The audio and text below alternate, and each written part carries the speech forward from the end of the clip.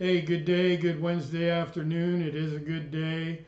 Got the pastel blue Kentucky skies going on, a few of those cotton clouds. Temperature's about right, not a lot of humidity. There's a cool breeze outside. It's a good day to sit on the porch, enjoy the silence, because God's right there with you. And I got another story today, speaking of God being with you. It's from Richard Rohr. It's from his book, Everything Belongs. He's written a lot of books. He has some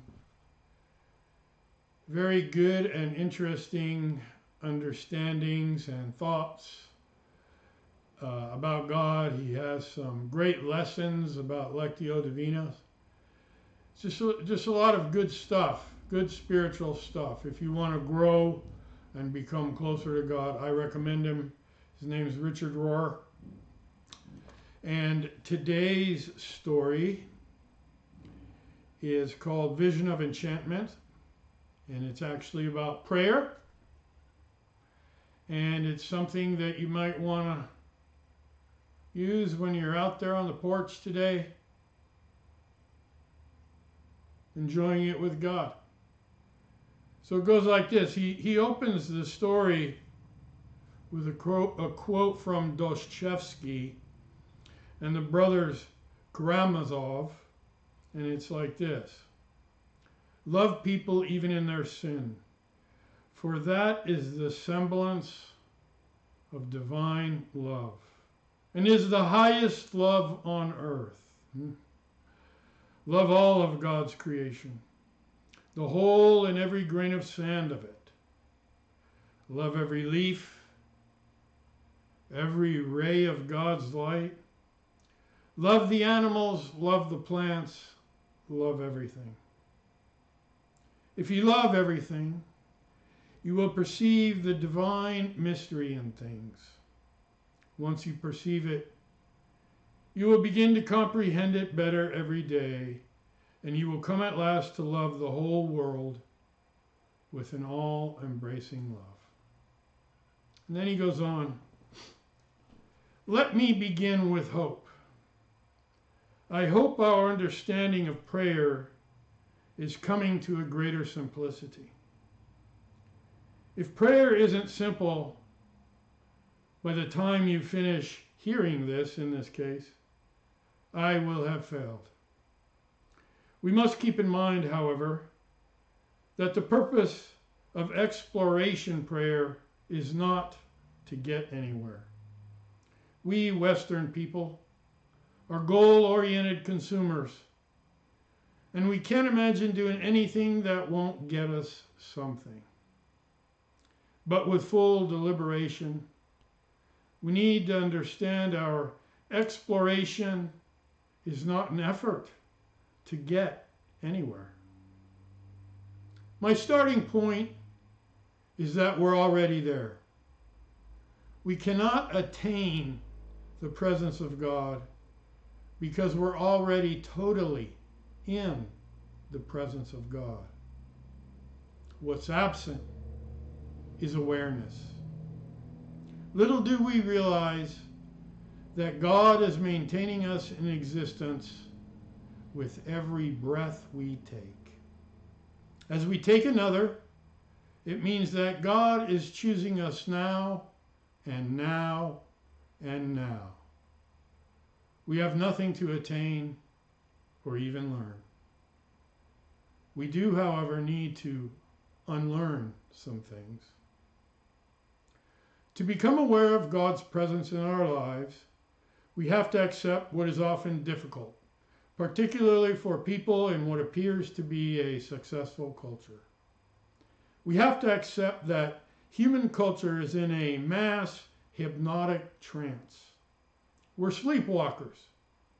All religious teachers have recognized that human beings do not naturally see. We have to be taught how to see. That's what religion's for. That's why the Buddha and Jesus say with one voice, be awake. Jesus talks about staying watchful. He does that in Matthew 25, Luke 12, and Mark 13. And Buddha means I am awake in Sanskrit. Jesus says further, if your eye is healthy, your whole body is full of light. He says that in Luke 11. Thus we have to learn how to see what is there. Such a simple directive is hard for us to understand. We want to attain some concrete information, or achieve an improved morality, or learn some behavior that will make us into superior beings. But there's no question here of meritocracy. Although we have a merit badge mentality, prayer shows us that we are actually punished by any expectation of merit and reward. For that expectation keeps us from the truly transformative experience called grace. We worship success. We quaintly believe we get what we deserve, what we work hard for, and what we are worthy of. It's hard for Western people to think any other way than in these categories. Experiencing radical grace is like living in another world. It's not a world in which I labor to get God to notice me and like me. It's not a world in which I strive for spiritual success.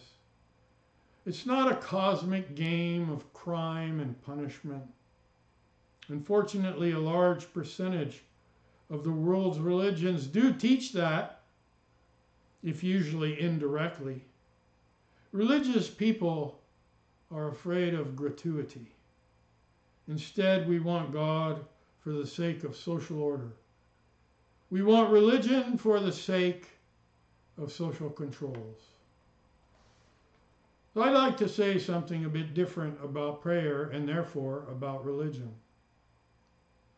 Prayer is not primarily saying words or thinking thoughts. It is rather a stance.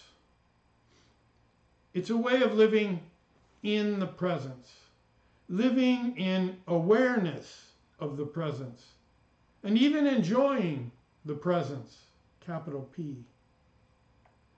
This full contemplative is not just aware of the presence, but trusts, allows, and delights in it. All spiritual disciplines have one purpose: to get rid of illusions so we can be present. These disciplines exist so that we can see what is, see who we are, and see what is happening. On the contrary, our mass cultural trance is like scales over our eyes. We see only with the material eye. If we are to believe Jesus, nothing is more dangerous than people who presume they already see. God can most easily be lost by being thought found. Chapter 9 of John's Gospel, containing the story of a man born blind, illustrates this concept beautifully. The story begins with a simple, brilliant statement. Jesus sees the blind man, the man born blind. The observation is brilliant because it so simply captures what Jesus does. He is a seer. The disciples immediately ask him, now who has sinned because this man was born blind, his parents or himself? But Jesus dismisses the entire argument, moves it to another level sacramentally. He uses mud to anoint the man's blindness, and his eyes and sight are healed. And the rest of the chapter chronicles the quote-unquote good people who fight Jesus for doing this. The Pharisees argue that Jesus cannot be from God, so the healing cannot have really happened, even though it is clear that it did. It's right in front of them. They ignore this evidence and make a logical and theological argument. A sinner can't work miracles, and Jesus hasn't observed the Sabbath, so he's a sinner. In the final paragraph, they accuse the man himself of being a sinner. They see sin everywhere except in themselves. You, quote unquote, a sinner through and through, who are you to tell us? And the man is shrewd enough not to get into a theological debate. He sticks to his story. All I know is that I was blind and now I see. And so Jesus ends this wonderful illumination story with a final devastating line in verse 39. It is for judgment that I have come into the world, so those without sight may see, and those with sight be turned blind. Hearing this, the Pharisees say, we are not blind, surely. It's as though they're saying, we're Orthodox, we're good Christians, we're clergy. Jesus replies, blind? If you were, you would not be guilty. But since you say, we see, your guilt remains.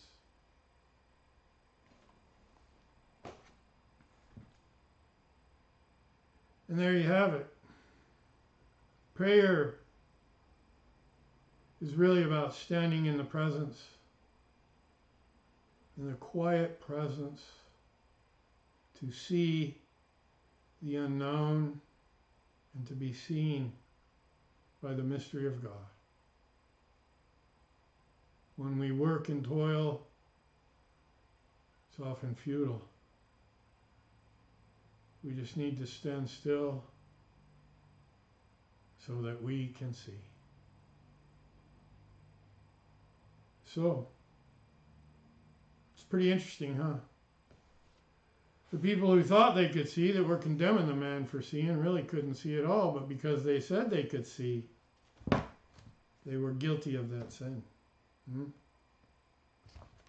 Richard Rohr, if you'd like to order a couple of his books, I have some if you'd like to borrow one. But hey, listen, wash your hands, maintain your social distance, wear your mask. It's all for others. It's all for others. You see? Have a great day. Peace.